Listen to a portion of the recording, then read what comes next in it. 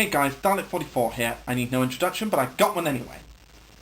And here's the commentary for my Second Coast Summer Special, Jungle. A pretty simple title, but whatever, it pretty much shows what the story's about. Yeah, I made this during the summer, and I was originally gonna do it the first summer I joined YouTube, but I was a little bit delayed. Oh, and this opening was based off of an opening for a Hanna-Barbera video I used to own.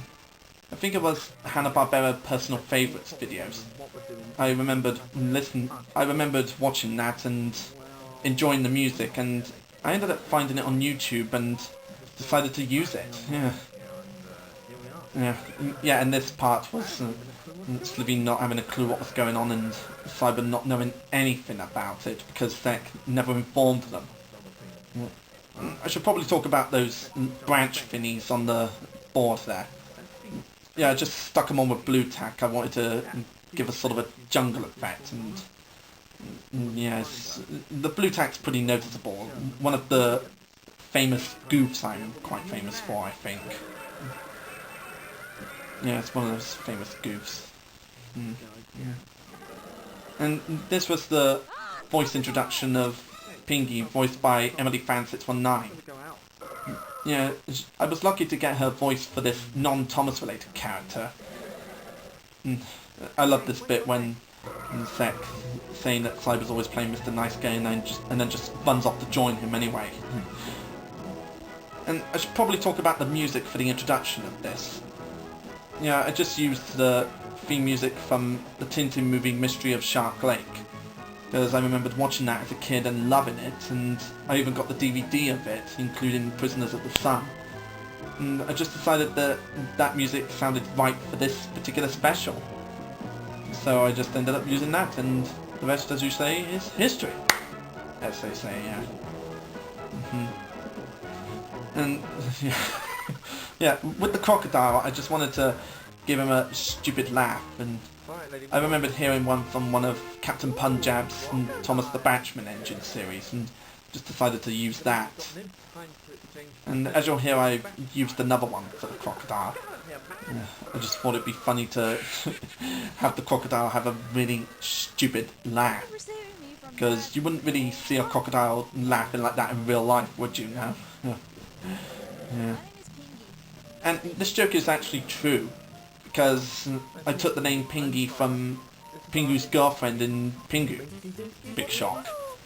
And I just wanted to add that line, no relation, for a laugh, and just to make sure that nobody confuses her with the penguin.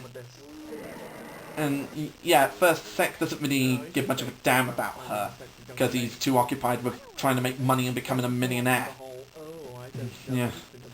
Yeah, the story does take a while for him to finally accept her. Yeah, it's a long journey that I decided to incorporate into the story. Yeah.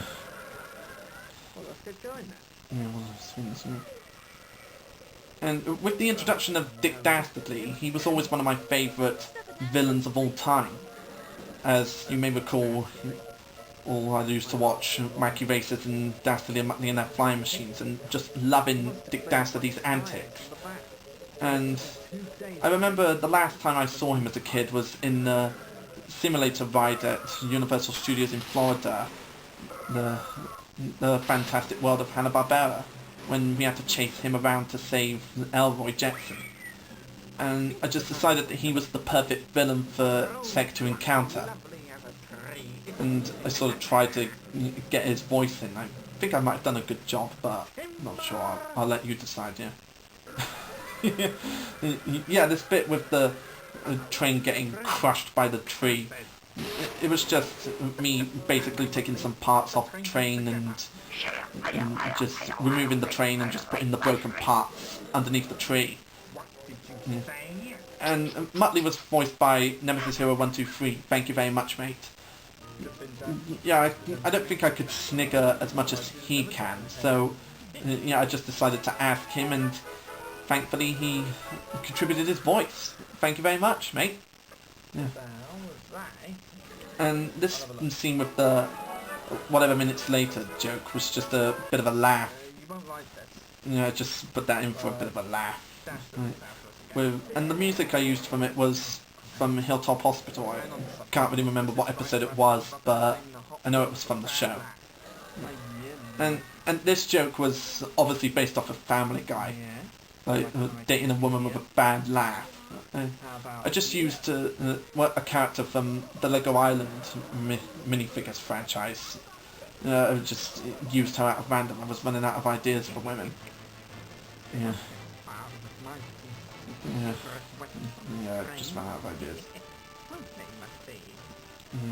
Dick Dastardly's after the same thing that Sex after. And a lot of that added weaponry stuff was just added on paint, as you may have known. I just wanted to do something on paint with that. I just wanted to do it again. And here's another minutes later again. Yeah, that's becoming a running gag thing in this special, I think. And this scene here wasn't really any photo stop animation. I just filmed that with me holding on to the train. And I actually did a really good job of not revealing my hands. Not trying to steal your material, my life. And this joke with Sek not being worried about Pinky and more about his fan was just something I got off from Rat Race. Yeah, I just took that joke from Rat Race. And here's the most quickest bomb throw ever. Yeah, I just did this for another laugh. Yeah. Dastardly's always blaming Muttley. Sorry. Yeah. Yeah, I just removed the Dastardly figure from that and just painted on his arm. Just wanted to make it seem like he was actually crushed by a really small object. Like an object that was no bigger than him. And this bit with the cutting down the tree gag, I took that off of Wacky Races, as you already know. And I did it earlier, and it just seemed right to do it again in the same special, because they did it again in the same episode originally. Yeah. I just really wanted to do that gag out. Yeah, I just really wanted to try it out. Yeah.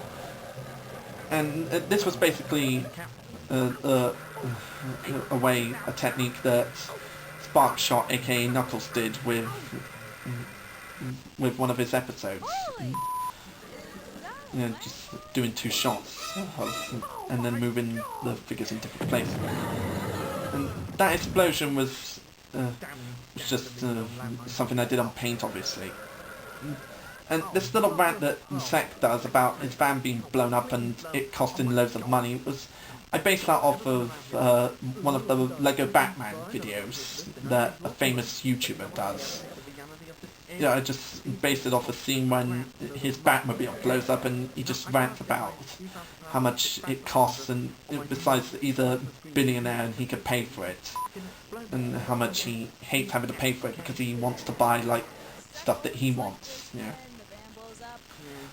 And I just thought of showing different scenarios of Sek's van being demolished or broken and all that. And that Christmas tree behind Cyber, I just put that in for a laugh. It was just a laugh for me. I just thought it would be funny to put something in that shouldn't belong in the jungle. Something that isn't anything to do with summer. Yeah. Just thought that would be a little bit funny if I did that. And this next joke that's coming up is really true. I mean, ever since Tony J died, I'm not really certain that they'll be able to find a voice actor as good as him to voice Megabyte if they were ever planning to reboot. Yeah, I don't think anybody will be as good as Tony J at voicing Megabyte, so RIP to you, mate.